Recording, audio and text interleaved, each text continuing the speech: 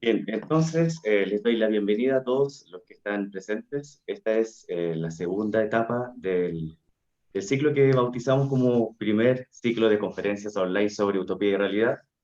Ayer a las 18 horas tuvimos la valiosa presencia de algunos invitados como Pablo Rodríguez, Pablo, que está acá con nosotros, también el director de Centro Sociedad Tecnológica y Futuro Humano, Héctor Velázquez.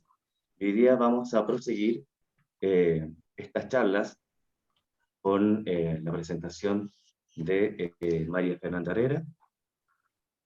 María Fernanda es profesora del Núcleo de Formación General de la Universidad Mayor.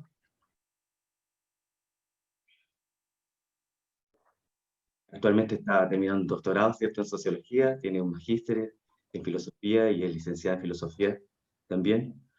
Y ella nos va a exponer sobre el tema autonomía indígena y utopía frustrada.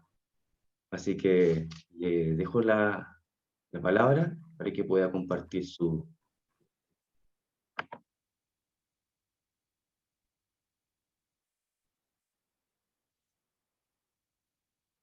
¿Ahí se ve bien? ¿Se escucha bien? ¿Sí? Es, Ok. Bueno, antes que todo agradecer a Eder, ¿no?, por la oportunidad, al núcleo, porque es muy importante este tipo de links, sobre todo en esta época de tanto encierro, nos sirve un poco para poder conectarnos y concentrar nuestras ideas, nuestras experiencias. El tema de hoy día es el tema de la autonomía indígena y la como utopía frustrada. Voy a hacer un pequeñísimo bosquejo de Latinoamérica y luego voy a especificar el tema de la autonomía respecto al desarrollo y a la experiencia boliviana para luego concluir un poco en que la entiendo como una utopía frustrada. Voy a agrandar el PPT. Ahí. Bueno, como contexto general, es importante recalcar que entre la década de los 80 y los 90 se produce una reconformación, un reordenamiento de la participación ciudadana debido a una serie de categorías sociales que podríamos llamar eh, de manera universal, ¿no? Pasan acontecimientos que quiebran el orden que había estado anteriormente, como por ejemplo el fin de la jerarquía, permite visibilizar en otros contextos y a otros agentes de movimientos sociales. Eh, También existe en Latinoamérica una serie de nuevas formas de territorialización que se manifiestan en descentralización o intentos de descentralización. Hay movimientos dentro del ámbito indígena de líderes indígenas que salen a estudiar afuera y vuelven con nuevas ideas y están conectados a este también nuevo aspecto universal y global de las comunicaciones, estas nuevas formas de la Tierra, ¿no?, que es la globalización que empieza a emerger ya en los 80 y 90. Todo esto provoca un despertar indígena que en la memoria larga ha sido un despertar de una lucha frente a la conquista eh, que comienza desde los primeros albores en que llegan los españoles a nuestro territorio. Sin embargo, en esta época, estos agentes que han luchado durante todo este tiempo encuentran un apoyo internacional en los organismos internacionales y en ciertos criterios legislativos que les ayudan a desarrollar y a encauzar sus demandas. Llámense Declaración de Derechos Indígenas, ratificación de la OIT por varios países y convenios sobre los pueblos indígenas y tribales. Todo esto permite una visibilización general de sus demandas y poner el tema del indigenismo en la arena política, todo esto mezclado, ¿no?, con la celebración de los 500 años del descubrimiento de América como una suerte de pasaputi, como dicen los aymaras, de cambio en el tiempo para poder desarrollar y pasar a una nueva temporalidad. Todos estos acontecimientos, además, son tenidos por las visiones teóricas de inclusión, que en un principio se desarrollan mediante la multiculturalidad y que luego se van especificando mediante la interculturalidad. ¿Qué provoca esto? Provoca, bueno, una suerte de exigencia de inclusión democrática, de participación política, de nuevas formas de exigencia de las políticas públicas que están teñidas desde abajo ahora, y que el pueblo indígena, las naciones indígenas, entienden como caminos importantes para poder lograr políticamente el ansiado autogobierno, no solamente de una manera fáctica, sino también de una manera legislativa. Entramos entonces al contexto de Bolivia y nos preguntamos, bueno, dentro de ¿qué está pasando en Bolivia? En Bolivia, en la época de los 80, en realidad en 80, 90, se da también una serie de cambios que son importantes. Se produce en lo territorial una suerte de desarrollo y descentralización del Estado, intentando abrazar a los territorios subnacionales y locales con mayor poder. Bolivia era un Estado que pone sus cimientos en 1952, que siempre estuvo abigarrado de diferentes naciones y pueblos indígenas. Hoy en día hay 36 pueblos indígenas institucionalizados y declarados constitucionalmente. Hay más, pero hay 36 que están puestos sobre la Constitución. Todos estos pueblos demandan, ¿no?, exigencias distintas, pero no habían sido escuchados, no habían sido visibilizados, y se mostraba una Bolivia que, a pesar de estar abigarrada, tenía un polo muy oligárquico, que se ocupado por el gobierno, y una masa informe de distintas nacionalidades indígenas que en realidad no eran escuchados. Pero en 1998 ocurre un fenómeno bastante especial. Ocurre una crisis económica muy fuerte a nivel mundial y que Bolivia trata de superar con un aumento de tributos, un aumento de impuestos al propio pueblo boliviano.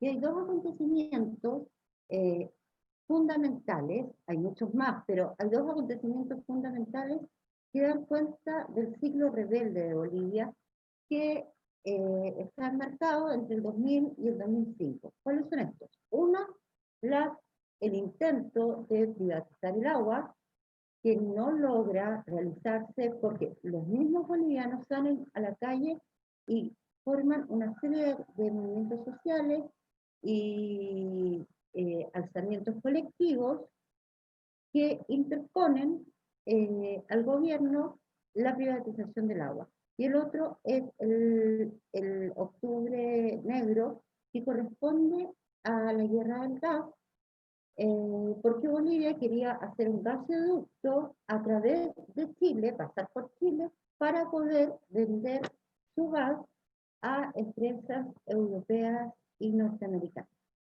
Lo mismo ocurre con la población boliviana, que sale a las calles y se interpone frente a estas dos privatizaciones. Con esta fuerza ciudadana, el partido del MAS, como instrumento político, encabezado por supuesto por Evo Morales, logra llegar al poder, y en 2009 se ejerce, se desarrolla y se plasma una nueva constitución basada en una asamblea constituyente. Esta nueva constitución tampoco fue la panacea, porque se firma y se promulga entre gallos y medianoche, con ciertas tiranteses entre Morales, entre el gobierno y entre la oligarquía cruceña. Pero esta constitución nos va a colocar sobre un término que es fundamental, que es el término de la plurinacionalidad. ¿Qué quiere decir eso? Quiere decir que Bolivia deja de ser república y se autodenomina Estado plurinacional con un reconocimiento institucionalizado y constitucional de sus pueblos o naciones originarios, entendiendo el concepto de nación, y esto es importante, entendiendo el concepto de nación como una nación cultural, pensando un poco en Keating, ¿no? Que hay distintas formas de entender la nación, cultural, cívica, etcétera. Pero ellos lo entienden como cultural, por eso se llama a sus pueblos naciones indígenas, porque son distintas culturas. Bueno, en este contexto de plurinacionalidad, se hace una transformación del territorio boliviano como un territorio con autonomía. Es un territorio que acepta la autonomía departamental, municipal, regional, y quizás la llave interpretativa para entender toda esta suerte de nueva conformación orgánico-social son el tema de las autonomías indígenas. O sea, por primera vez en la historia de Bolivia y por primera vez, diríamos, en la historia de Latinoamérica, se constitucionaliza y se acepta que los pueblos originarios, que ellos le llaman indígenas originarios campesinos, tratando, ¿no?, de abarcar toda la variedad de pueblos originarios que tienen de los valles, de la Amazonía, del Chaco, a través de autonomías indígenas. ¿Qué quiere decir autonomías indígenas?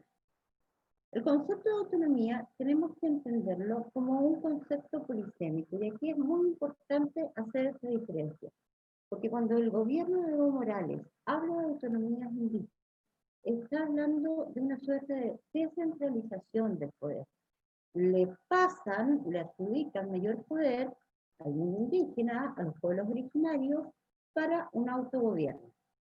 Pero, al mismo tiempo, los indígenas entienden la autonomía más que como una descentralización, que son categorías territoriales que ellos no manejan o están por sobre ellas, o fuera de ella, la entienden como una emancipación. Es decir, por primera vez son capaces, por primera vez desde la colonización, son capaces de autogobernarse, de autodeterminarse. Y aquí nos vamos a encontrar con un problema que es la base de toda esta suerte de diálogo que se puede dar entre el mundo occidental, los gobiernos del Estado y el mundo indígena, que es la juxtaposición de dos matrices civilizatorias distintas. Por un lado, la matriz occidental y por el otro lado, la matriz indígena, los cuales luchan por las mismas cosas. No es lo mismo descentralizar que emanciparse.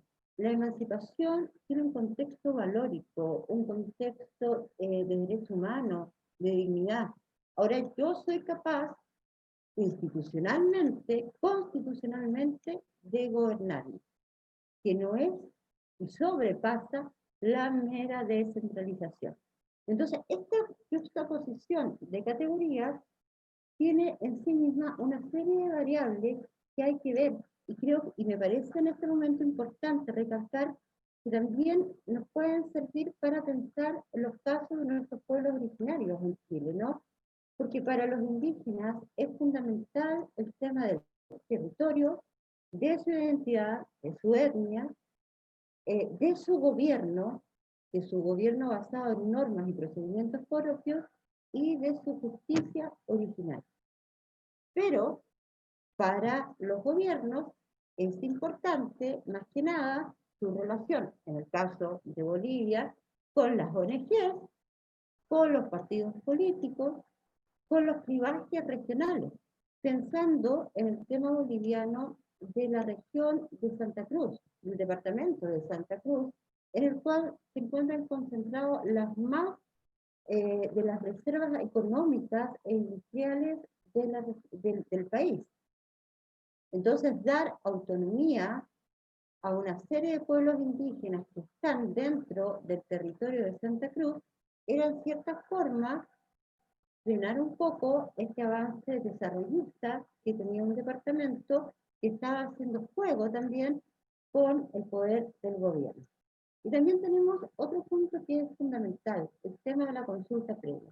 Para el gobierno es muy importante, sobre todo en un país tan rico en diferentes formas y en diferentes capas geológicas, donde puede, a través del neoextractivismo, alcanzar a desarrollar una serie de nuevas formas económicas.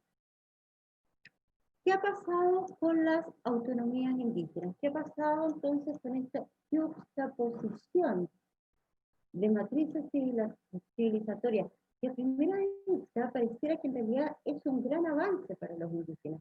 ¿Cómo no va a ser un avance si ustedes, les diría el gobierno, tienen constitucionalizado ya el tema de su autogobierno? Bueno, y aquí viene otro problema que es importante y que nos hace pensar en cómo bajar, cómo encarnar las propias autonomías, que es el tema de la ejecución autonómica. Una cosa es la ley y otra cosa es cómo vamos a hacer las autonomías. Bueno, el gobierno boliviano, a partir de la Constitución, desarrolla la Ley Marco de Autonomía y Descentralización Andrés Ibáñez, que es la ley que va a dar las direcciones precisas para que los pueblos originarios puedan llevar a buen puerto el tema de la autonomía. Sin embargo, un estudio más consensuado del tema de la LMAD, que es la Ley Marco de Autonomía y Descentralización, nos va a mostrar que hay una serie de pasos, hay una serie de burocratización que rayan muchas veces en lo absurdo. Por ejemplo, tienen para hacer autonomía que hacer un referéndum dentro de la comunidad. Luego tienen que demostrar frente al viceministerio de autonomía que son pueblos ancestrales. O sea, las naciones y pueblos originarios tienen que demostrarle a un gobierno con un certificado del viceministerio de autonomía que ellos son pueblos ancestrales. Luego tienen que desarrollar un estatuto autonómico. El estatuto autonómico es semejante a las cartas orgánicas municipales, que son una suerte de mini constitución donde muestran la misión, la visión y una serie de protocolos administrativos respecto a cómo va a funcionar este nuevo gobierno indígena. Después hay una plebiscito, hay un referéndum para ver si en realidad están de acuerdo con el estatuto, y por último un referéndum de salida nuevamente para ver si realmente quieren o no ser autónomos. Frente a toda esta direccionalidad de la ley marco, las comunidades indígenas en estos casi 15 años que han pasado solo han podido cruzar esta suerte de maraña burocrática 3, 4 comunidades indígenas y las otras están en veremos, porque todos estos pasos que estoy nombrando tienen que ser certificados al mismo tiempo por el Tribunal Constitucional, por el Tribunal Electoral, por el gobierno y otras instancias del Estado. Y entonces se ha producido una insuficiente creación autonómica.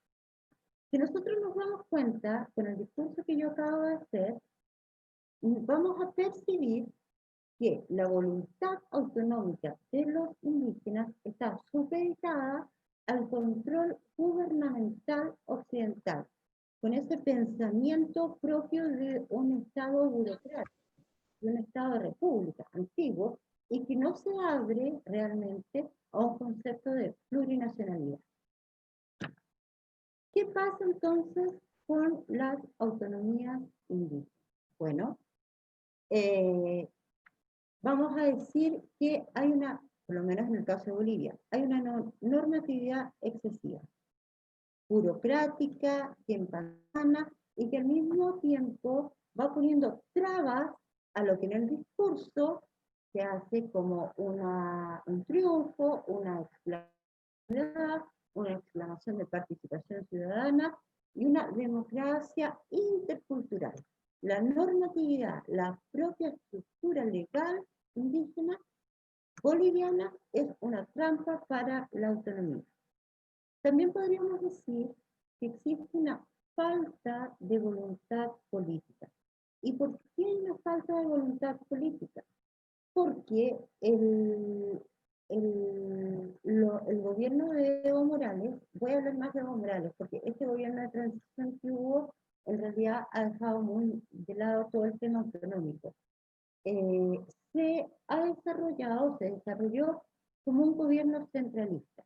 Evo Morales al principio se muestra como el presidente de los movimientos sociales, como la cara indígena, pero con el tiempo y con las sucesivas elecciones que ganó, va centralizando el poder. Y va centralizando el poder porque quiere, en cierta manera, empezar a hacer lazos con ciertos sectores de la derecha e internacionales que preponderan, vamos al otro punto, el neoextractivismo. O sea, ciertamente Bolivia tiene como las mayores entradas económicas el tema neoextractivista. Y se puede ver, por ejemplo, en esta discusión muy fuerte que se hizo por el Parque Seguro Seguré, el CITMIS, ¿no? Donde Evo Morales corta un parque que era denominado como territorio originario, o sea, un territorio que debe ser respetado y virgen, dentro del cual conviven una serie de naciones originarias, y hace pasar una carretera para unir dos departamentos muy desarrollados que hay en Bolivia. Y por último, podríamos decir que existe un clivaje de derecha en el departamento de Santa Cruz, que si bien en los últimos años estuvo muy amigo de Evo Morales, siempre ha pretendido llevar la dirección del país. No existe, porque no es así, un espíritu de secesión de Santa Cruz. En trabajo de campo, yo hablé con gente muy importante, me decían que no, Santa Cruz nunca ha querido dejar de ser boliviana, pero sí quiere que se le dé el lugar que le corresponde en cuanto a lo económico y a lo gubernativo. O sea, hay una tensión ahí de poder y economía muy fuerte con el puesto central. Normatividad, falta de voluntad, neoextractivismo, clivaje de derecha, son categorías que han llevado a la autonomía indígena a un olvido casi absoluto en el mundo boliviano. Todo lo que se avanzó, todo lo que se ganó durante los profundos años de lucha y los últimos años entre los 80 y los 90 ha sido manipulado en cierta manera para poder desarrollar una Bolivia acorde a los aspectos globalizadores, que si bien muchas veces van determinando un juego local, global, subnacional, universal, eh, lleno de tensiones y marañas, en el caso de Bolivia podemos decir que ha sido en contra de sus propios ciudadanos indígenas. Entonces yo le llamo a esto una suerte de colonialismo interno, como el que se llamó, ¿no? O semejante a lo que pasó con los criollos cuando se empezaron a independizar las repúblicas, las nuevas repúblicas latinoamericanas, los fueron más, profundizaron aún más la diferencia con el indígena. Hoy en día, en un gobierno con rostro indígena, con discurso indígena, con constitución indígena, con leyes indígenas, nuevamente ha puesto la matriz occidental por sobre las aspiraciones de sus pueblos indígenas, campesinos y originarios. Sin embargo, en el trabajo de campo, un líder de la comunidad de Charagua. Charagua fue la primera autonomía indígena que se desarrolló en Bolivia y se encuentra ubicada en el Chaco profundo, a más o menos 8 horas de Santa Cruz. Este líder me dice, y creo que con esto es un buen resumen del pensamiento y de la diferencia de concepción autonómica indígena. Nosotros no necesitamos que nos digan de las autonomías o que el Estado nos dé la autonomía, porque nosotros somos autónomos desde siempre. Nuestra autonomía es comunitaria, de nosotros, no de los que nos den los otros. Muchas gracias.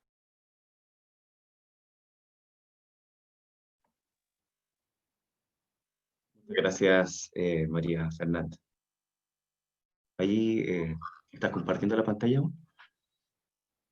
Bueno, para las personas que vienen ingresando, acabamos de oír la presentación de María Fernanda Herrera, quien es licenciada en Filosofía, magíster en Filosofía por la Pontificia Universidad Católica de Valparaíso y doctoranda de la Universidad Alberto Hurtado. Ahora dejo la palabra, por si alguien quiere hacer alguna pregunta, a la expositora.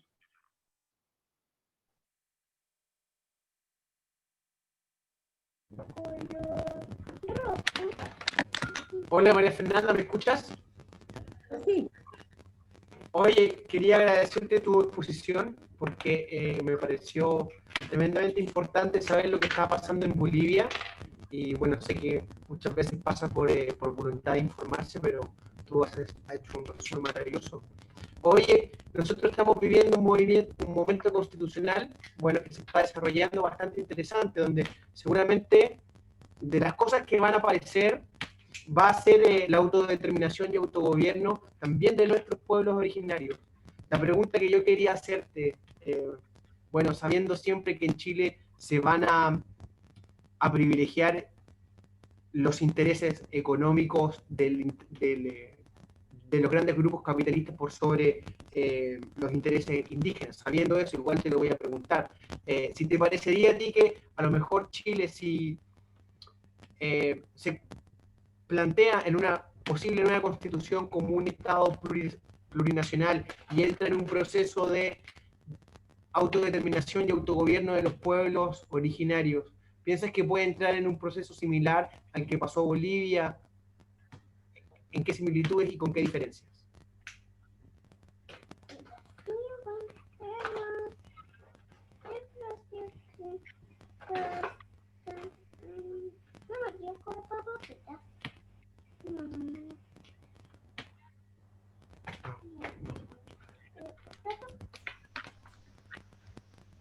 No se le escucha a María Fernanda. Ah, ahora sí, sí. No se escucha.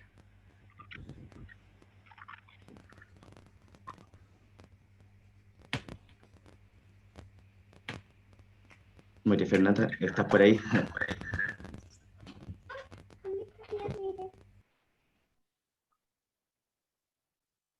Aló, ¿se escucha un poquito?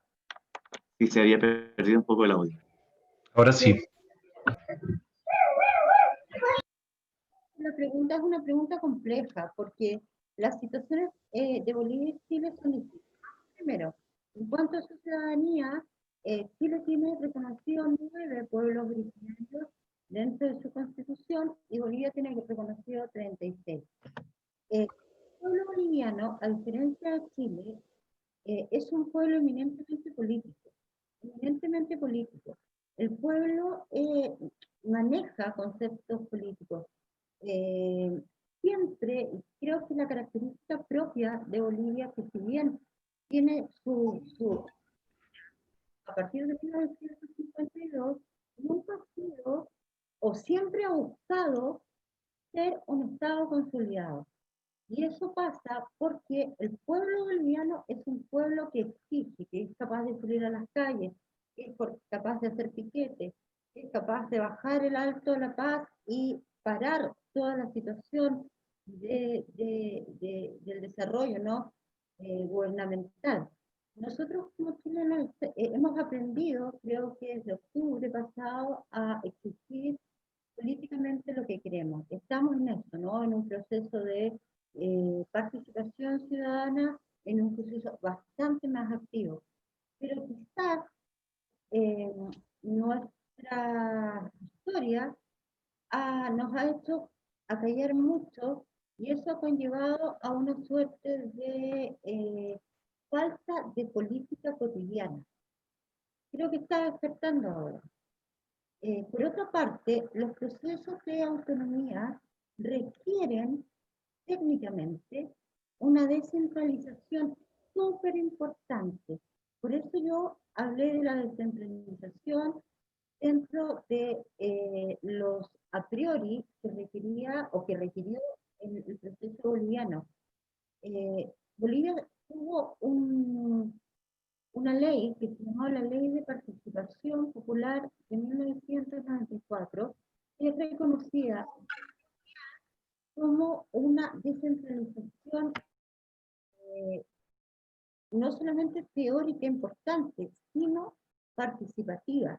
Te doy un ejemplo. Esta ley encarnó en las comunidades indígenas y en las demás formas, ¿no?, de organización social en Bolivia el concepto de participación y control. Entonces el pueblo boliviano ha tenido ya desde los 90 una participación de evaluación y de gestión gubernamental muy importante, cosa que nosotros no tenemos. Entonces cuando nosotros hablamos, ¿es importante la autodeterminación? Por supuesto, ojalá que Chile pudiera hacerlo, pero creo que nos faltan propedéuticas, nos faltan protocolos territoriales de gestión, gubernamentales, que se requieren para poder entender en la práctica qué es lo autonómico.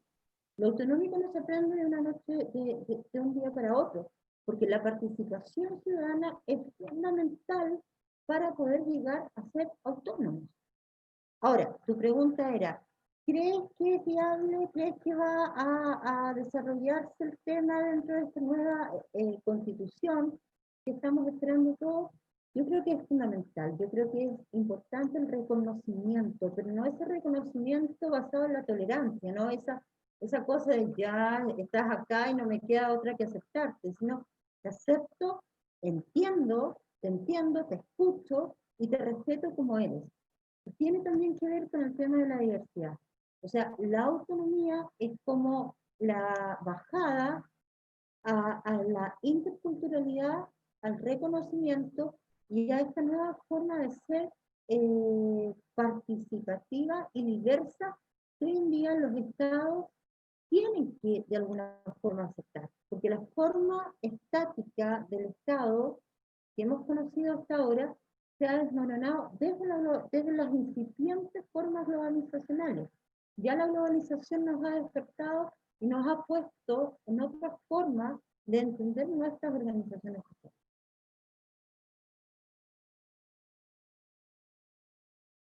Creo que este lo respondía. Muchas gracias, María Fernanda. No sé si alguien más quisiera hacer alguna pregunta o algún comentario. María Fernanda, ¿puedes hay que dejar de compartir, creo, la pantalla? Ever, ¿se escucha? Ahí. Sí. ¿Qué tal, Matías? Hola, buenas tardes, ¿cómo están? Disculpen que no prenda la cámara, pero tengo unos problemas ahí con las cámaras. Agradecer primero a María Fernanda por la presentación, me pareció muy interesante, eh, dado el contexto, como bien señalaba Pablo, de lo que está sucediendo en Chile, cómo apreciar esto que sucede o que sucedió hace unos años atrás o la década pasada en el contexto latinoamericano, también con los llamados socialismos del siglo XXI, ¿cierto? Los populismos del siglo XXI, en donde tenemos como ejemplo a Bolivia, Argentina, Venezuela, y lo que se llamó un poco el fracaso de los socialismos en ese contexto. Y yo veo acá en la presentación de María Fernanda un poco esa realidad, ¿verdad? Con la variable particular de los pueblos indígenas, dada, y a mí me hace mucho ruido esto de que en el contexto chileno pueda suceder un poco lo mismo, ¿sí? De aquí proyectado 5 o 10 años más, pueda pasar que producto de esta movilización social avanzada que se dio en estos otros países del contexto latinoamericano, pueda suceder un poco lo mismo, y yo creo que la gran problema, o la gran problemática que surge a partir de estos ejemplos que podemos ver en el resto de Latinoamérica, es el principio que se le da a los cambios institucionales o los cambios dentro de la construcción de los poderes del Estado, ¿sí? O la construcción de las leyes o la inclusión de ciertos actores marginados dentro de la sociedad, ¿sí? Y ahí yo creo que hay dos principios que son claves, ¿cierto? Uno que es el principio económico, que por ahí María Fernanda bien lo señala con este modelo extractivista que existe, y por otra parte el modelo institucional. Y eso trae consecuencias claras en el régimen político. Lo podemos ver en el contexto boliviano actualmente, con la crisis del poder ejecutivo. En el contexto argentino también se dio en su momento, y actualmente también hay una serie de problemas dentro de las políticas públicas asociadas al poder ejecutivo y al legislativo. Y para qué hablar de Venezuela y lo que sucede allá con la crisis de régimen y la crisis de representatividad, ¿cierto? Entonces yo creo que todas estas problemáticas, incluyendo la variable indígena, ¿cierto? Por otra parte, también es muy interesante lo que sucede en Bolivia con el movimiento de los trabajadores, ¿cierto?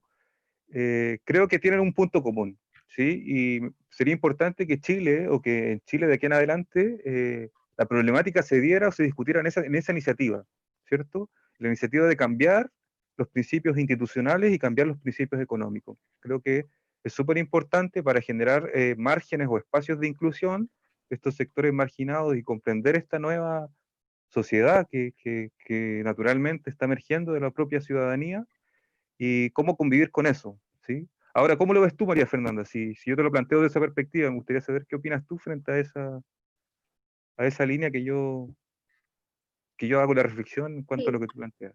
Sí, porque también los estados tienen, estamos en Chile, vamos a darnos cuenta que Chile tiene una visión economicista del Estado. O sea, siempre lo económico son los anteojos que nos ponemos para ver el desarrollo que tenemos como Estado. Hay otros estados que tienen quizás, Bolivia en su caso, una mirada más identitaria, más cultural. Entonces, que abren, en cierta manera, espacios de participación de minorías diferenciadas. Yo creo que es una buena oportunidad hoy en día que se cimienta una nueva base constitucional, una nueva base estructural, y de cómo queremos un país, tratar también de bajar un poco esta mirada de Estado economicista a un Estado más identitario, porque la identidad es lo que nos va a abrir, es lo único que nos puede abrir al reconocimiento de todas las minorías diferenciadas, y no solamente la autonomía, los indígenas con su autonomía, sino que cualquier otra forma de minoría diferenciada.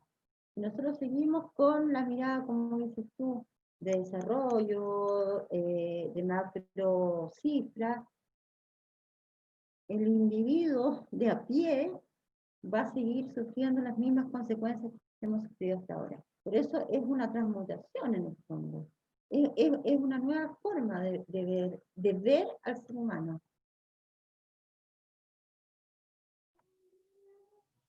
Bien, agradezco María Fernanda y también a Matías por la pregunta, y podemos dejarle una última.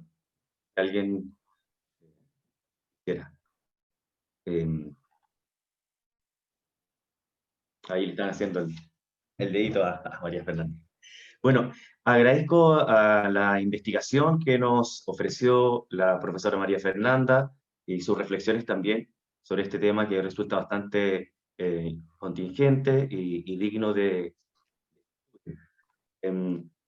a continuación, entonces, le voy a ceder la palabra a Rodrigo Aguilera, quien es psicólogo por la Universidad Católica de Chile, también magíster en Psicología Clínica por la Universidad Adolfo Ibáñez, convención en psicoanálisis, pertenece a la Sociedad Chilena de Psicoanálisis. También es académico de la Universidad de Santiago de Chile. Le dejo la palabra.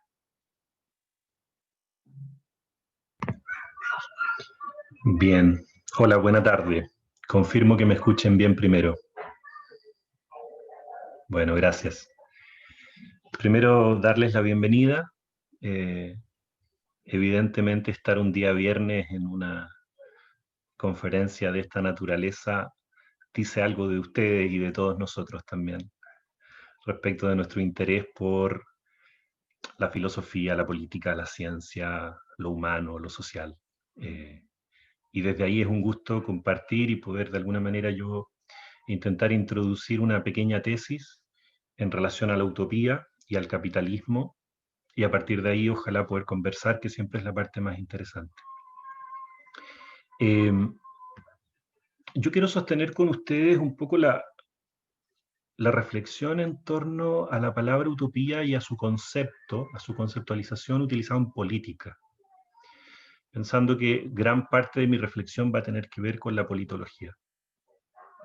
Me quedo mucho a propósito de lo que expusieron recién, digamos, respecto de Bolivia, con cómo la forma Estado, cómo la institucionalidad de la forma Estado unitario finalmente terminó colonizando todo el proceso, digamos, ¿no? Colonizando en un sentido fuerte, de recolonización interna de un proceso de emancipación plurinacional. Y la forma Estado es parte de la utopía capitalista. Eso quiero decir como cosa preliminar, uniendo un poco ambas exposiciones. Para mí la utopía tenemos que nosotros saber entenderla de un modo distinto al coloquial. Coloquialmente nosotros tenemos una realidad triste, aburrida, difícil o lo que fuere, y entonces soñamos o proyectamos en un futuro un locus ideal que nos permitiría salir de esa realidad, y allí está situada la utopía. Por lo tanto, pensamos realidad lo que hay, utopía la idealización de lo que no hay. Y en realidad, los dispositivos neoliberales funcionan justo al revés, y esto lo denuncia maravillosamente Slavoj Žižek, filósofo esloveno, en el año 1989, es decir, justo en el año en que se declara el fin de las ideologías, con la caída del muro de Berlín, el fin de la Guerra Fría, él publica un libro que se llama El sublime objeto de la ideología. Y en ese libro lo que él señala es básicamente que la ideología no es esta construcción fantasmagórica que uno haría para escapar de la realidad, sino que las utopías y las ideologías son la estructura de la realidad en cuanto que tal. Es decir, vincula, haciendo algún nexo entre su lectura muy particular de Marx y Hegel y su lectura muy particular de Lacan, a la ideología y a la utopía con lo inconsciente. Es decir, la realidad tal como nosotros la enfrentamos, tal como es dada, aquella realidad que pareciera ser espontánea, en realidad está tramada ideológicamente. Por lo tanto, siempre tenemos un acceso mediado a la realidad a través de lo que podríamos llamar un paraguas ideológico, un filtro ideológico. Por lo tanto, la función de la ideología es ofrecer una realidad que se toma por natural. Una realidad que se toma por natural, entonces, es una utopía en el sentido de que no ofrece un inicio ni ofrece un final. Una utopía es justamente ese lugar que no tiene fisuras, que no tiene salidas. Es decir, que no ofrece una salida de su circuito de autorreproducción. En ese sentido, las críticas al capitalismo pueden venir desde el punto de vista economicista o institucionalista. Las desigualdades estructurales que genera, las concentraciones del poder, los abusos, toda la crítica, digamos, a la revolución industrial, etcétera, van básicamente en esa línea, ¿no? De la explotación de la burguesía hacia las clases proletarias. Pero una crítica cultural más radical del capitalismo y más acorde a su formato neoliberal consiste en criticar al capitalismo como utopía, al capitalismo como sistema ideológico. A mí me encanta mucho seguir la genealogía que va desde Walter Benjamin, por ejemplo, y la escuela frankfurtiana, y la escuela biopolítica, y el freudio-marxismo, hasta llegar a un José Luis Villacañas. En esa genealogía se presenta la idea de que el neoliberalismo operaría como una teología política. Y es una palabra fuerte, digamos, ¿no? Porque de alguna manera uno pensaría que en las sociedades occidentales posmodernas el discurso religioso y totalitario ha caído, la posverdad, la multiverdad, etc. No obstante, el capitalismo en tanto que tal, ¿por qué tendría una estructura teológica y de un teologismo unitario? La tesis que quiero presentar hoy día tiene que ver con explicar por qué esta utopía neoliberal consiste en una suerte de teología política y desde allí pensar la revuelta de octubre, que también la compañera anterior hizo alusión, como una suerte a lo menos de desestabilización del discurso teológico del capital. Entonces, con ese proyecto, por supuesto que hay muchas menciones acá referenciales, conceptuales que uno podría presentar a Mark Fisher y el realismo capitalista, el cinismo de Zizek, en fin, Ian Parker, pero no me quiero detener tanto en los autores, sino más bien en la idea. Después, si nos interesa detenernos en autores, lo podremos hacer. Quiero decirles más o menos cómo yo describiría la estructura teológica del neoliberalismo, si ustedes quieren, de una manera simplificada, hasta cómica, pero que nos permite iluminarlo de buena manera. Primero, yo diría que si entendemos que el capitalismo no es simplemente un sistema de producción y consumo, sino esta suerte de religión que tiene una gramática, operaría bajo la estructura de una promesa que en el neoliberalismo es una promesa de felicidad, como dicen en su libro Happycracia, Cabanas e Iluz. Una suerte de autorrealización terrenal, como dirían los coaches más postmodernos.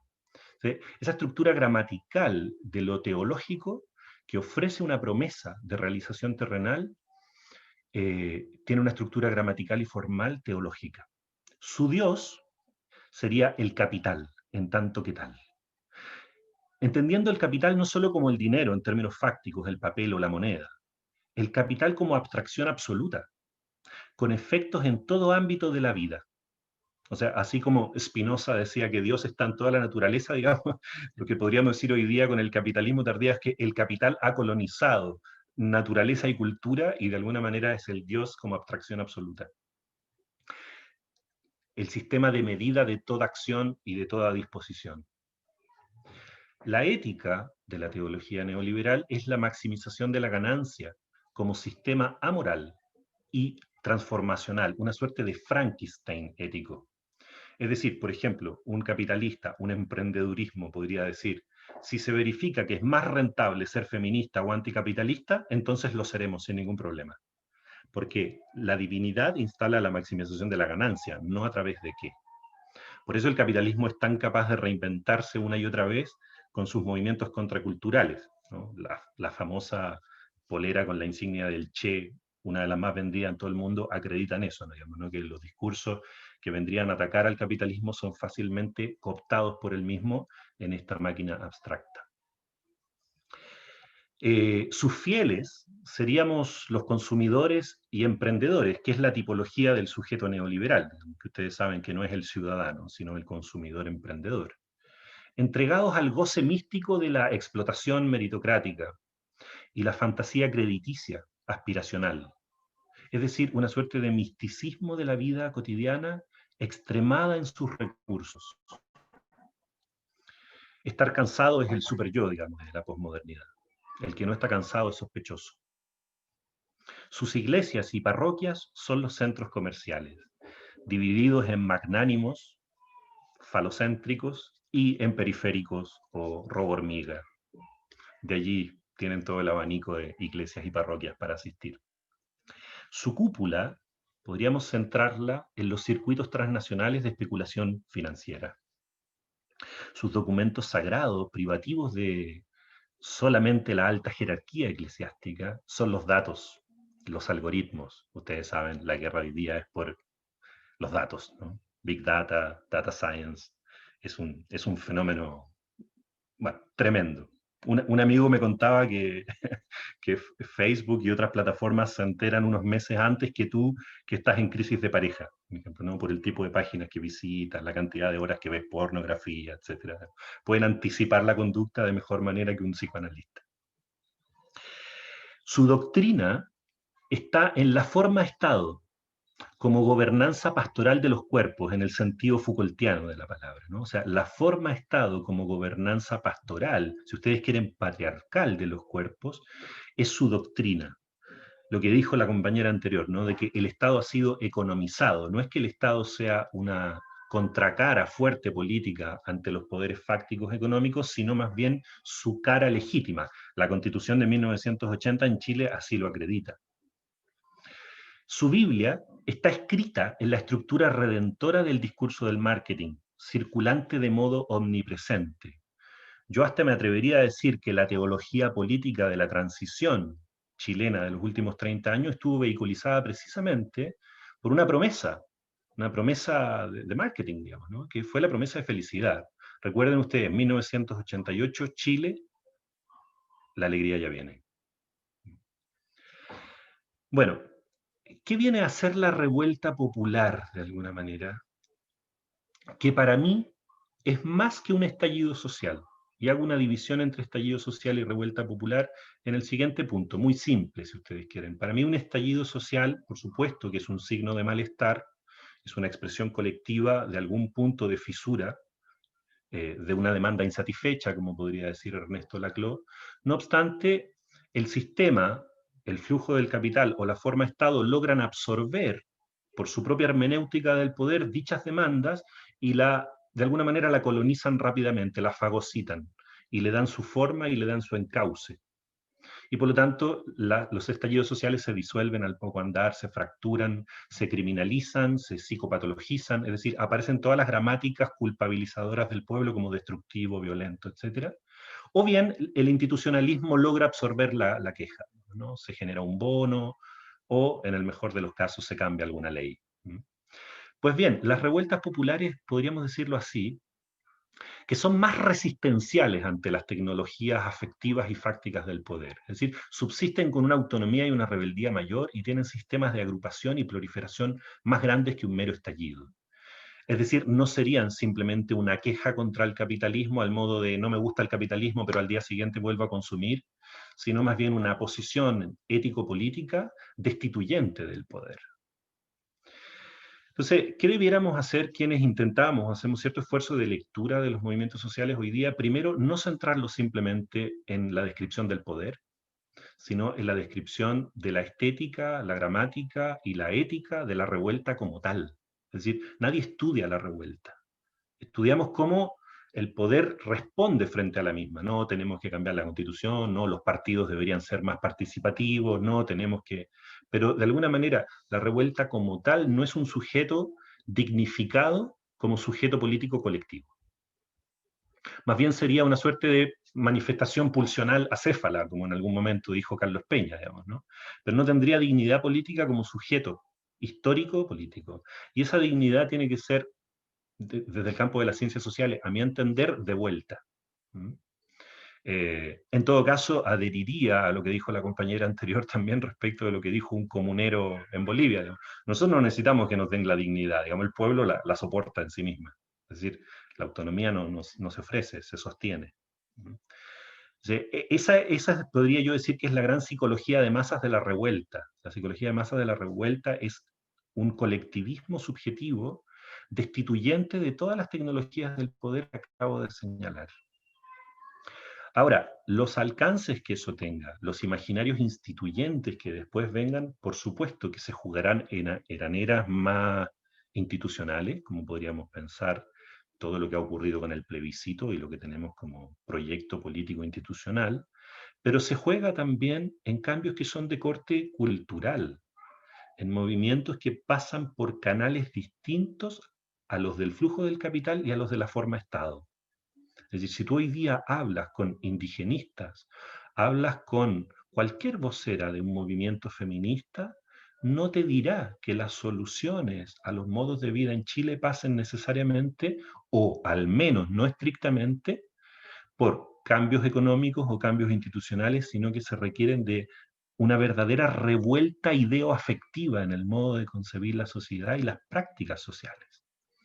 Entonces, la revuelta popular, con su plurificación de identidades, feministas, ecologistas, marxistas, anarquistas, etc., lo que va mostrando es un territorio sin mapa, una forma de habitar los afectos, los cuerpos, el modo de estar, que no está en la gráfica de la utopía, que no está dibujado, que no está colonizado. Por eso la gran mayoría de los análisis liberales caen fuera de lugar, porque la hermenéutica de lectura está agotada. Por lo tanto, si bien es cierto, los movimientos en Chile insurreccionales históricamente no son nuevos, por supuesto, que uno empieza a hacer historia crítica vía Gabriel Salazar u otro, y se va dando cuenta de que esto tiene elementos de insistencia, pero también tiene elementos de novedad. El mismo Slavoj Žižek, y con esto voy cerrando mi exposición, trabaja junto con otro gran filósofo, Alain Badiou, dos conceptos que están emparentados de alguna manera, el concepto de acto, acto con mayúscula, y acontecimiento, que sería un momento en el cual se fractura y muere un orden simbólico dado. Es decir, la revuelta popular sería una atopía, un lugar fuera del topos de la utopía neoliberal. Es decir, ese punto de fractura o de fisura que en principio no se veía, la revuelta lo abre como una herida abierta. Entonces, la revuelta no trae una utopía armada, no es queremos este otro sistema que será nuestra nueva utopía. Su gran potencia está en su efecto destituyente del poder, que nos sitúa frente a la incertidumbre de tener que generar en forma contingente y creativa modos de organización nueva. Y ver hasta qué punto la sociedad es capaz de entregarse realmente al movimiento vertiginoso de la creatividad, como imaginación y como potencia popular, como potencia imaginativa, diría Cornelius Castoriadis.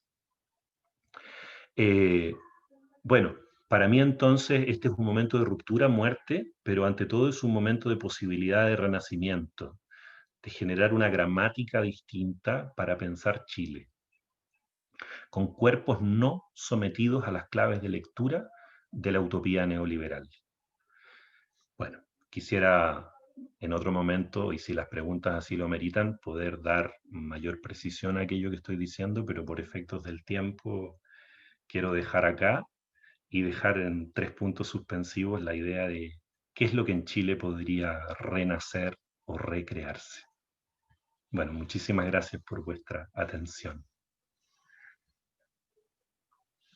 Gracias, Rodrigo. Agradecemos la presentación del académico Rodrigo Aguilera y damos paso a las preguntas. Si alguien tiene algún comentario que hacer.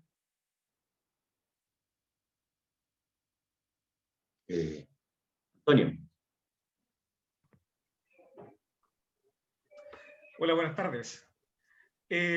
Bueno, como corresponde, ¿cierto? Primero felicitar tu participación, la encontré de verdad extremadamente interesante, me hizo eco con mucho de lo que enseño a mis alumnos, por ejemplo, en el colegio, soy profesor de filosofía, y me hizo eco, por ejemplo, ahora una de las últimas clases que le estoy haciendo a mis alumnos sobre Hannah Arendt, que es la misma relación de cómo me incorporo justamente a partir de esa pluralidad, esta nueva, digamos, comillas, escape frente a esta relación que hoy en día debilita al ser humano, ¿cierto? Debilita a la ciudadanía, destruye básicamente todo lo que es el espacio abierto, ¿cierto? Y plural frente donde el individuo, ¿cierto? Se puede presentar frente al otro. Que lo encuentro de verdad bastante interesante porque son ecos que del siglo XX todavía nos hacen, resuenan todavía en nosotros. Que de verdad me llamó mucho la atención esa misma manera de cómo poder imaginar una sociedad hoy en día, que se nos permita imaginar y que se nos permita justamente esos mismos espacios. Encuentro bastante interesante esa lectura que hace como esa religiosidad.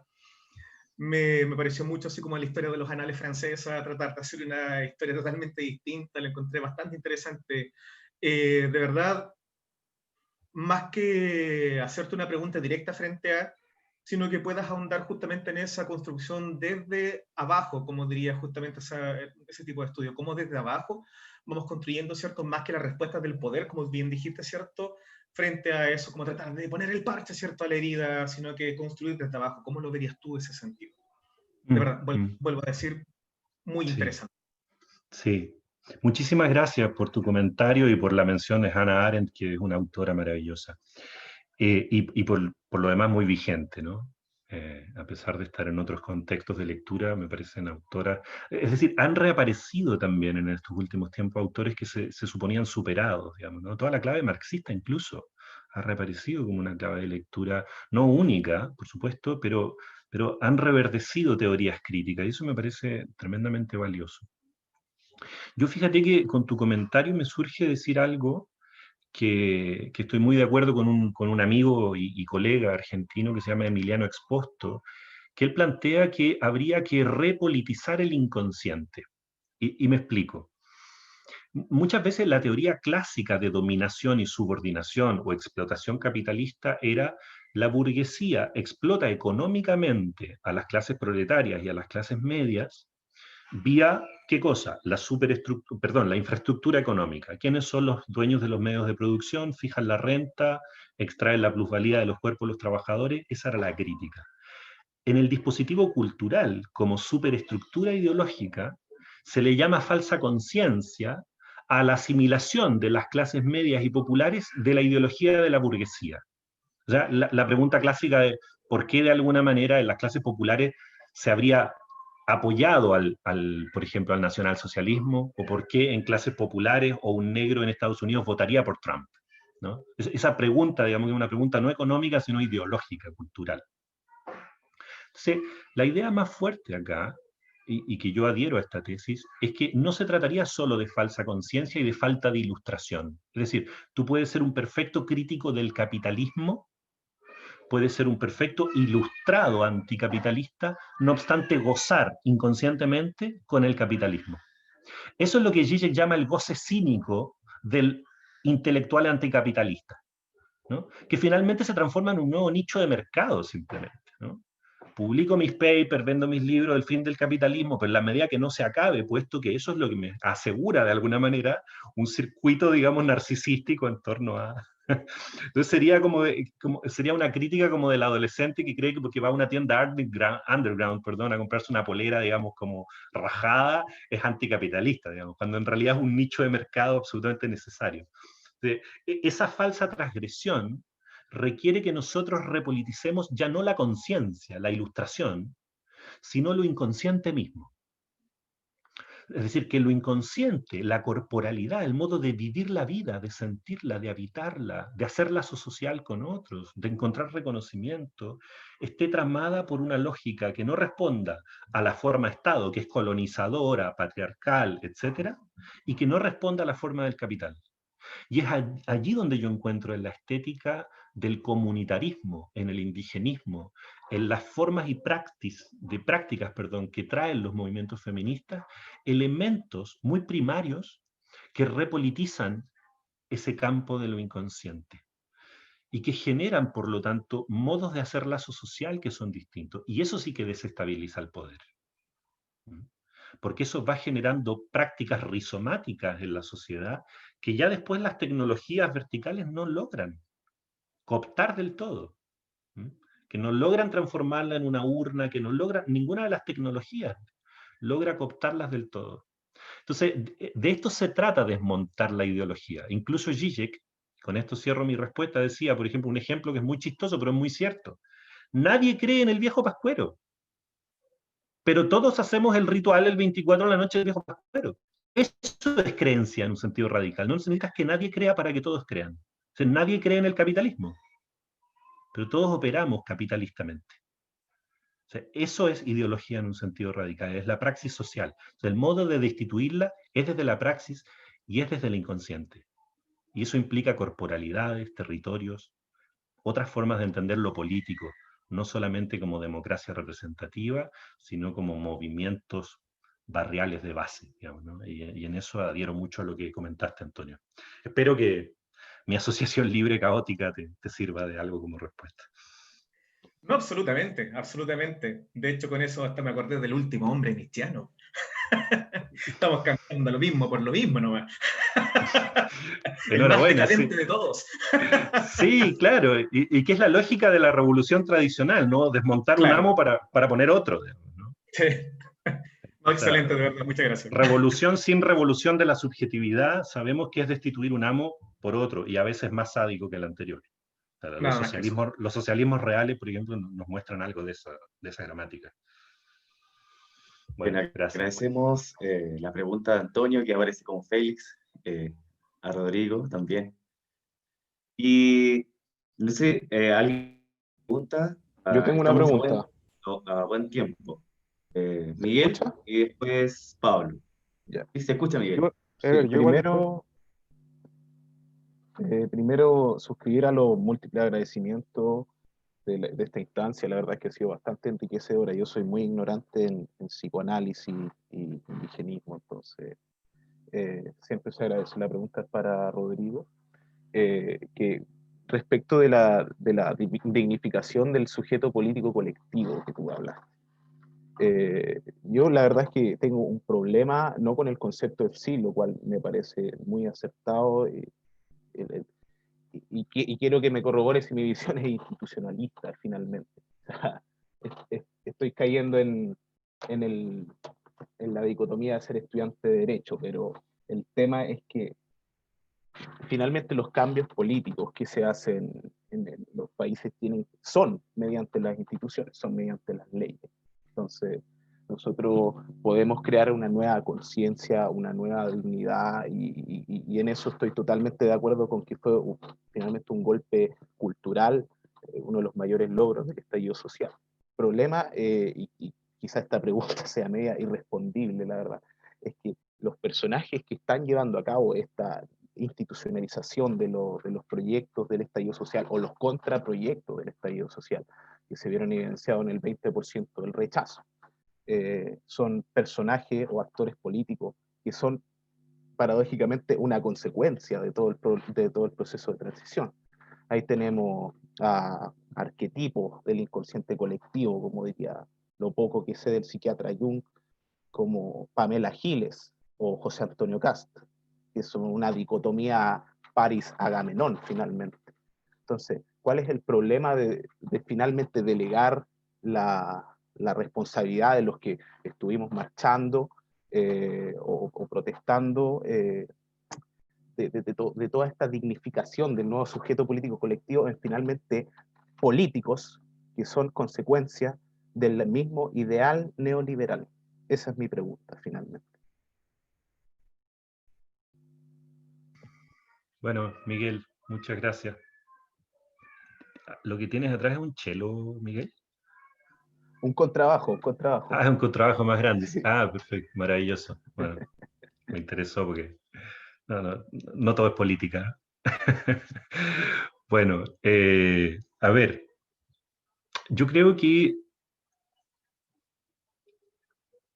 mi punto hoy día, porque la verdad es que cuando uno hace una exposición recorta ciertos argumentos parciales para darles énfasis y otras cosas pasan a ser fondo, digamos, ¿no? Bajo la lógica de figura fondo.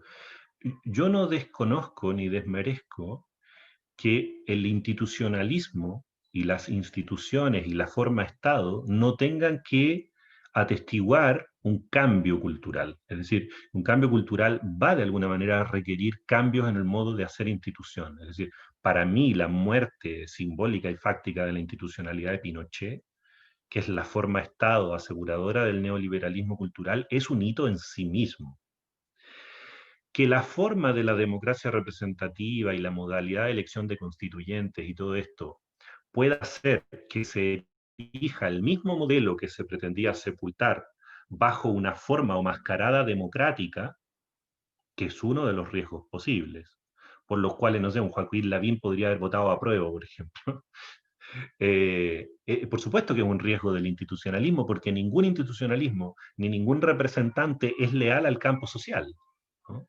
Eso lo trabaja Ernesto Laclau de una manera maravillosa, o sea que todo representante de alguna manera es desleal con lo representado, porque no hay una lógica simétrica. Por eso las democracias participativas y otros modos de establecer lo político, movimientos sociales que no están bajo la forma partido, dinamizan una democracia contemporánea en un sentido radical. Ahora, esto no quita que no haya que hacerse la pregunta por cómo se hace para que los movimientos populares y los idearios transformacionales vayan hegemonizando las instituciones, vayan entrando a los aparatos del Estado y los vayan transformando desde adentro. Yo soy de aquellos que no renuncia a eso, por eso no me defino un anarquista, por ejemplo, ¿no? Creo que la forma Estado y las instituciones y la Constitución como gran paraguas, digamos, institucional de toda forma ley, a mí me parece que es una lucha que hay que dar. Lo que intenté sostener en este trabajo es que esa lucha no va a colonizar culturalmente todo lo que ha ocurrido. Es decir, que hay una revuelta que es una revuelta cultural que trasciende a la forma Estado, que no va a ser cooptada del todo por el institucionalismo. Y que incluso una legalidad nueva debiera poder ofrecer, en el sentido maquiavélico de la palabra, una fractura que haga que las instituciones sean campos más dinámicos y permanentes de lucha y no un nuevo tótem sacralizado, en el sentido jovesiano, de una legalidad cerrada, que vuelva a callar a la sociedad y que vuelva a colonizar la subjetividad bajo una nueva teología política. Es decir, no debiéramos pensar que la nueva constitución post-1980 va a ser el nuevo tótem sacralizado que le va a dar una forma de Estado distinta a Chile. Precisamente la revuelta lo que hace es decir, los poderes para estar sanos debieran ser inestables. Acá me tomo del psicoanálisis institucional, por ejemplo. El psicoanálisis institucional dice que la única institución que puede decirse a sí misma sana es una institución en permanente conflicto. Es una institución de alguna manera sometida a una crisis permanente, no que la vuelva inoperativa, no que la vuelva cambiante en todos sus términos, pero que no esté sacralizada, porque si una legalidad o una forma institucional se vuelve inmodificable, ya no representa a las fuerzas sociales contingentes, sino que se transforma en sí mismo en una institución sagrada, intocable. Y se producen estupideces y formalidades como, yo no sé si ustedes se acuerdan cuando Revolución Democrática quería inscribir el partido y como el significante revolución estaba en el nombre, no podían inscribirlo, digamos, ¿no? Porque revolución estaba fuera de la legalidad, digamos, de la democracia. Por lo tanto, la legalidad en tanto que tal es necesaria, pero en la medida que la misma legalidad se abra a una fisura capaz de entregarse al dinamismo de lo social. Y por lo tanto que el campo popular y el campo institucional, que hoy día están fracturados de manera radical, hoy día hay un divorcio radical entre ambos territorios, encuentren puntos de maridaje como teorías de conjunto, es decir, que haya un campo social autónomo, movimientos sociales no bajo la forma de Estado, que haya una legalidad bajo la forma de Estado, pero que hayan puntos de encuentro y dinamismo y tensión. Me parece que eso es lo que tenemos que construir como democracia. Esa es mi opinión personal, digamos, ¿no? No sé si te responde, Miguel. Sí. Muchas gracias. El tema igual que me hubiese gustado creo que me quedó clarísimo lo institucional social. Me gustaría, por favor, si pudiese ahondar, Rodrigo, en el tema de estos nuevos actores políticos, o sea, más que nuevos, me contradigo, los actores políticos que son consecuencia del mismo modelo neoliberal. Bueno, es que es como el pájaro canta hasta morir, digamos, ¿no? Porque básicamente, yo no sé si tenga mucho novedoso que decir acá, digamos, ¿no? Básicamente todo núcleo de poder, digamos, se autorreproduce y genera las formas de su autorreproducción. Y si eso supone transvertirse, o sea, el caso Lavín, perdón que lo moleste de nuevo, digamos, ¿no? Pero puede ser neofascista, puedo ser socialdemócrata, digamos, puedo ser lo que sea en la medida en que eso me mantenga dentro de las coordenadas de mi cuota de poder. Por lo tanto, yo diría que no hay demasiado misterio de que toda institución genera, como toda máquina también, genera no solamente su operatoria, su resultado, sino que genera los mecanismos de su autorreproducción. Yo diría que los personajes que subsisten y que intentan incluso ser los traductores de la revuelta, ¿no? Muchos personajes políticos, no sé, un Pepe Out hablando, leyendo la revuelta como si tuviera algo que decir, digamos, ¿no? Que a nosotros nos suena añejo, pero que de alguna manera es el esfuerzo del poder de leer con sus claves de lectura, con su gramática, lo que está ocurriendo y tratar de colonizarlo.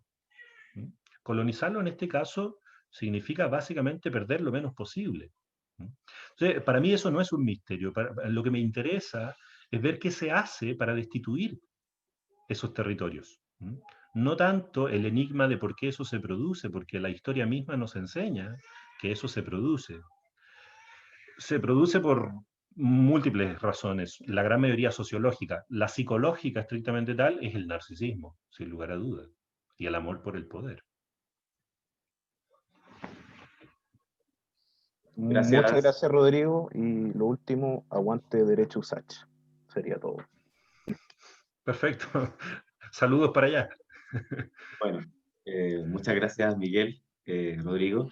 Antes de darle la palabra a Pablo, que viene a continuación, acá en los comentarios también hay felicitaciones, ¿cierto?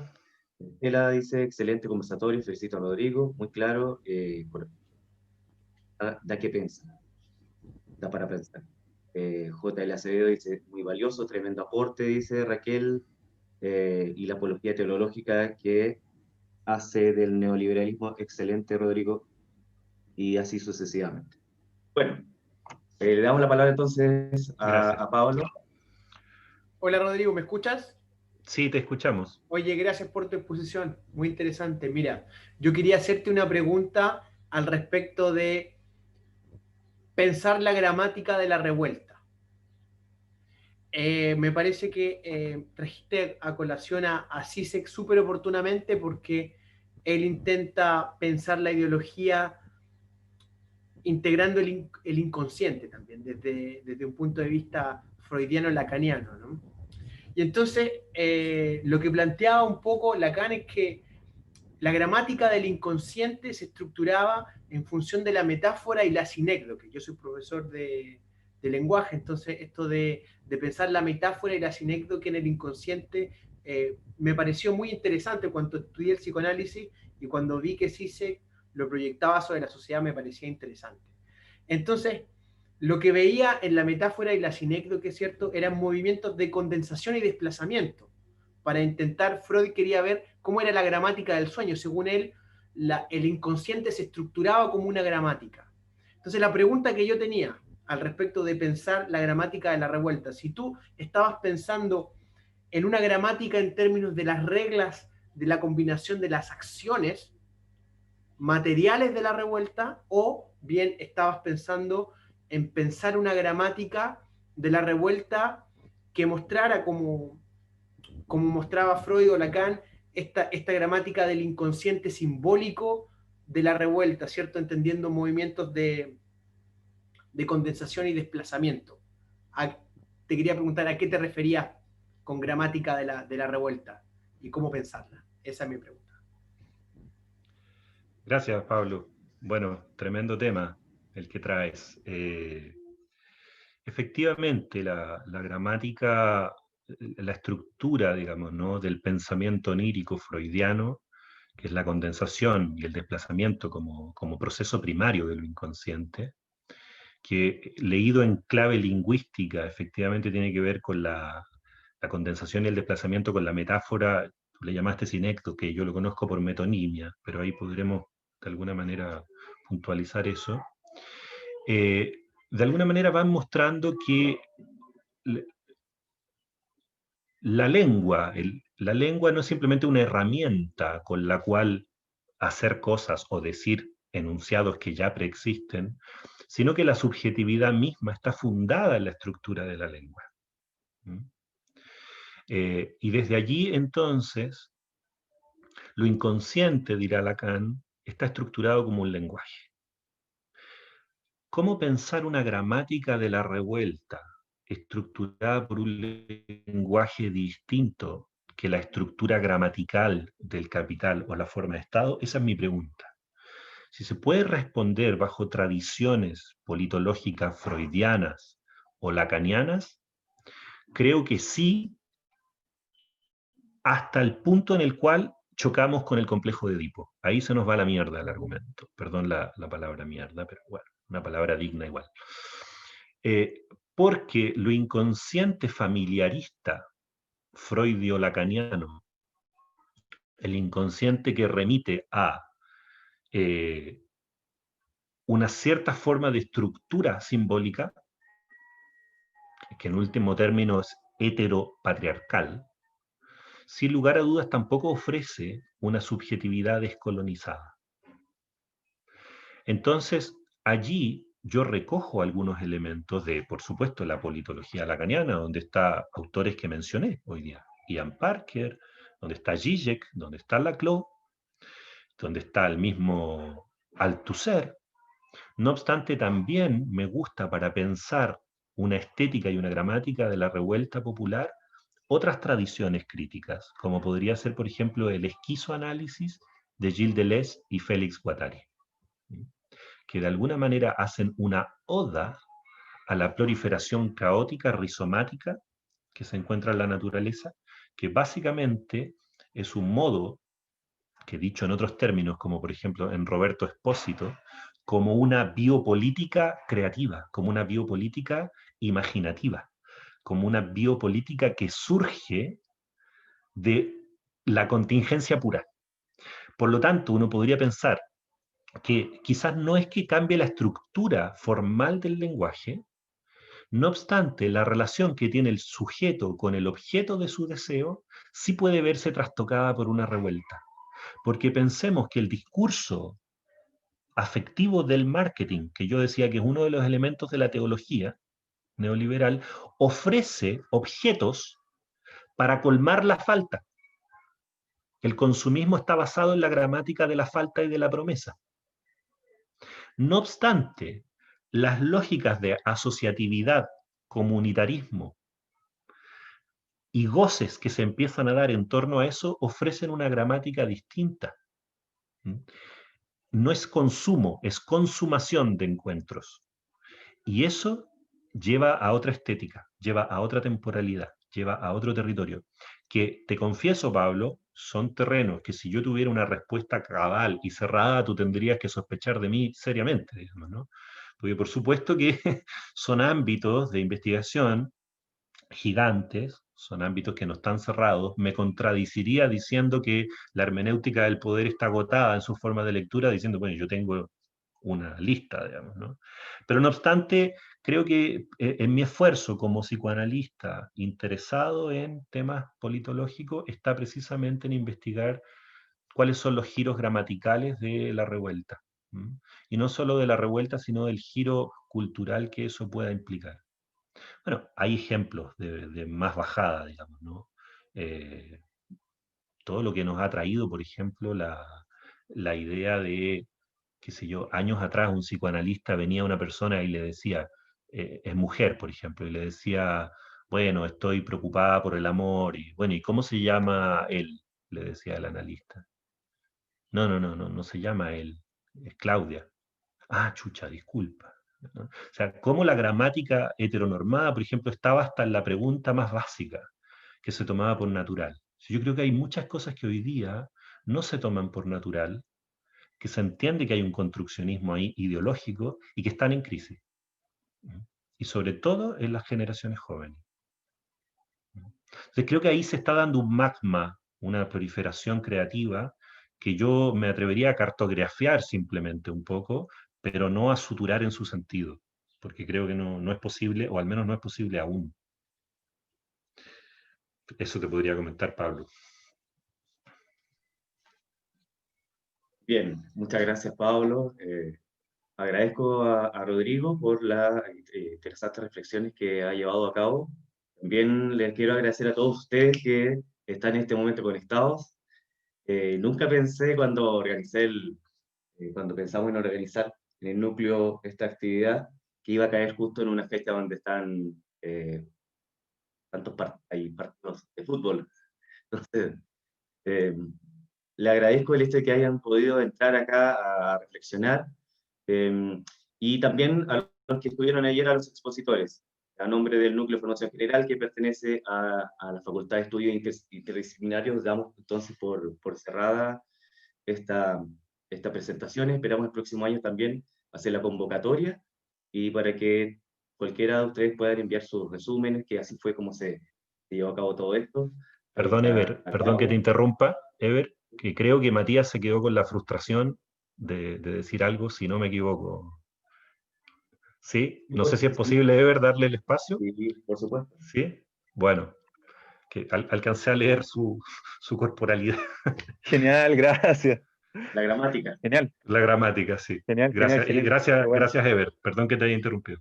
Sí, gracias. Sí, primero agradecer por la presentación, me parece muy interesante, lo provocadora también de la presentación, ¿sí?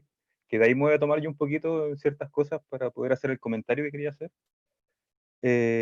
Naturalmente hay ciertas cosas que son relevantes considerar al momento de hacer análisis, sobre todo cuando hay un campo de estudio que es práctico, que es interesante y que es material, ¿sí? Y yo estudio los movimientos sociales y mi formación es claramente politológica. Entonces, por ahí mis comentarios van en esa línea, ¿sí? Primero, me gustaría resolver ciertas dudas que me nacieron producto de la reflexión que tú haces. Primero, desde la construcción marxista de la realidad, ¿sí? Me parece muy relevante comprender esa construcción marxista más que de un principio económico, desde un principio filosófico también, ¿sí? Me parece muy relevante relevar, valga la redundancia, ciertas cuestiones que son muy interesantes y muy contextuales, ¿sí?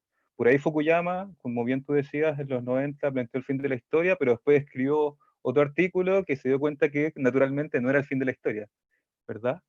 La construcción material objetiva de la realidad nos plantea que todavía existen esas condiciones en la humanidad. Me parece relevante rescatar cosas del marxismo por ahí, como de la dialéctica materialista, que vienen un poco a relevar la realidad contextual en la que estamos insertos y cómo esa perspectiva también se da desde esa línea, ¿sí? Por ahí se subestimó un poco la intelectualidad marxista. A mí me parece interesante rescatar el intelectual orgánico también, la necesidad de complementar la realidad de la intelectualidad desde una perspectiva que apunte al cambio estructural social, ¿sí? Y ahí la perspectiva marxista a mí me parece muy relevante y muy rescatable, sobre todo en el contexto actual y cómo se está dando la realidad, ¿sí? Otra cosa que me hizo mucho ruido también en tu presentación, creo que fue la respuesta a una de las preguntas, fue esta cuestión de la salida desde ciertas construcciones autónomas de ciertos actores sociales relevantes, como por ejemplo los movimientos feministas o quizás los movimientos indígenas por ahí, para poder relevar también la presentación anterior. Ahí a mí me hace mucho ruido esa cuestión de los movimientos autónomos o de ver la salida a ciertos principios del capitalismo actual y las miserias del capitalismo desde la construcción de ciertas territorialidades o espacialidades desde la perspectiva autónoma, ¿verdad? Porque experiencias de la historia de esa perspectiva hay muchas, ¿sí? Negri por ahí, que es uno de los ideólogos del autonomismo, eh, se da cuenta que finalmente esa construcción, y en los 80 y en los 70 en Latinoamérica hay muchos movimientos autónomos, ¿verdad? Frentes de Liberación Nacional, por ahí que planteaban cierta construcción autonomista de la realidad, pero nos dimos cuenta que quizás esa era una salida del capitalismo a la construcción capitalista que está tan arraigada en el cuerpo, en la carne y también en la construcción material de nuestro entorno, ¿sí? Y por ahí hablaste de feminismo, que también es otra de las materias que yo estudio, y me parece súper importante ahí hablar de un concepto clave, que es la interseccionalidad, ¿sí? La interseccionalidad para mí viene a responder un poco a la construcción de la realidad desde una perspectiva quizás marxista, ¿sí? Creo que la interpretación de la realidad desde la construcción de clases, del movimiento indígena y del género, naturalmente, podría dar explicación a muchas cosas de las que estamos aquí cuestionándonos y observando sobre la realidad, ¿sí? Y otra cosa importante ahí, creo yo, es desde dónde construimos esta salida a la realidad, desde esta construcción de, entendiendo que el capitalismo es una realidad y que la construcción capitalista, filosófica, como cosmovisión de la realidad, más que como una construcción netamente económica, ¿será realmente? Ahí va mi pregunta, ¿sí? No quiero ahondar más porque creo que tengo mucha información y yo creo que con esto voy a cerrar mi comentario. Esa salida a esta miseria del capitalismo que yo puedo plantear, ¿será una vía institucional como tú planteas? Por ahí respondiste una pregunta desde esta salida más institucional a la reformación de la realidad y como una democracia deliberativa, ¿verdad? O radical como planteaba Laclau, como planteaba Mouffe, o también tú citaste al Althusser por ahí y la construcción hegemónica con el movimiento estructuralista del Althusser, ¿verdad? Desde una perspectiva marxista, ojo ahí. eh, ¿Cómo tú respondes a esa pregunta? ¿Sí? Entendiendo que existe una crítica al capitalismo, la construcción del Estado y la construcción institucional, ¿vendría a dar respuesta a esa, a ese cambio de cómo socializamos los seres humanos o cómo socializamos con nuestro entorno? Eso, disculpen lo que me extendí y gracias por la palabra. Quería comentarlo. Ah, Matías, muchísimas gracias. Creo que fue pertinente. Quiero responder muy rápido porque la verdad es que a grosso modo yo adhiero al comentario que hace Matías y a la hermenéutica marxista como una hermenéutica que tiene mucho que decir, no tiene todo que decir. Es decir, creo que el ecologismo, el feminismo, el indigenismo tienen portavoces propios y tienen cuestiones que abordan bajo lógicas que no necesariamente tienen que ser marxistas, pero yo diría que la clave de lectura del materialismo marxista es tremendamente interesante en este momento. Incluso yo diría que los freudo-marxistas como Wilhelm Reich y otros tienen mucho que decir respecto de los neofascismos que hoy día vivimos, ¿sí? Y de cómo dialoga la infraestructura material económica con la superestructura ideológica y con la dimensión cultural y con los aparatos ideológicos del Estado. Creo que ahí hay evidentemente, Matías, mucho trabajo que hacer y mucho trabajo de actualización. Ahora, mi tema no es que la forma Estado va a ser la vía institucional que va a cambiar la sociedad. Digo que las transformaciones sociales debieran encontrar transformaciones también en la institucionalidad y en la forma Estado, que no debieran ser luchas que se entregan finalmente, ya que el Estado es patriarcal, colonial, concentrador del poder, se autorreproduce en sus propias lógicas, etcétera. Vamos a desestimar la lucha hegemónica por tomar el Estado. Sobre todo, Matías, porque si el Estado ha sido cooptado por los poderes fácticos del capital, y en particular en Chile por los grupos económicos financieros, entonces luchar por el Estado me parece que es una lucha que de todas maneras tiene sentido, ¿sí? En el sentido clásico militante leninista de la palabra. ¿Sí? La lucha por la hegemonía del Estado, vía intelectuales orgánicos, vía organización colectiva permanente. Yo creo que esa hegemonía, esa construcción estable, no puramente rizomática, no puramente barrial popular, no puramente de movimiento social autonomista, es necesaria. Pero me da la impresión de que las claves de lectura para abordar una transformación cabal requieren de más de una gramática, requieren de más de una estrategia. ¿Mm? Y creo que habrá actores sociales para cada una de esas estrategias y para cada uno de esos caminos, ¿no? Ahí tú mencionas los feminismos y las múltiples formas de expresión que van tomando, ¿no? Es maravillosa. Así que eso podría como complementar y me sumo a tu comentario crítico. Muchas gracias, Matías. Bueno, parece que ahora sí, Ever. Agradecemos entonces la disposición, la voluntad de todos los que están acá presentes, también a ti, Rodrigo, por tu tiempo. Y les quiero pedir, si es posible, que conecten su cámara un poco para hacer una fotito, para recuerdos. Y con eso estaríamos. Los valientes que quedaron al final. Claro.